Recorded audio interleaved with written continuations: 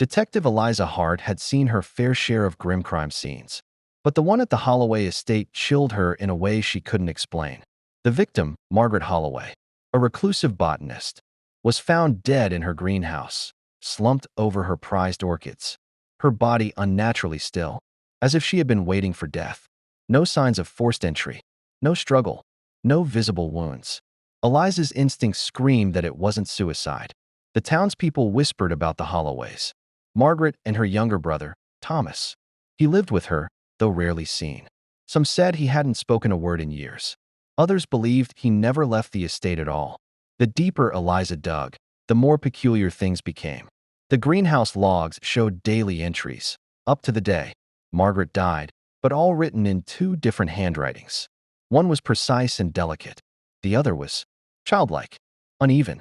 When Eliza finally tracked down Thomas, she found him in the garden, kneeling by a grave-shaped patch of soil, not moving, barely breathing. "Thomas," she said, "I need to ask you about your sister." He looked up slowly. His eyes were vacant, but his lips moved. "She asked me to keep them still." "Who, Thomas?" He gestured toward the greenhouse. Eliza returned, walking slowly between the neat rows of plants. Then she saw it. Beneath the bench where Margaret was found, a small wooden box. Inside were several dried flowers, each tagged with a name and date. The names were familiar. Every one matched a missing persons case from the past 3 years. And Margaret's name was the last. Eliza stepped back, heart pounding. Thomas hadn't been killing. Margaret had. She had preserved her victims like plants, quiet, still, and cataloged. For research, she claimed in an old notebook, to study the effects of silence. But Thomas had ended it. Not out of vengeance. Out of duty.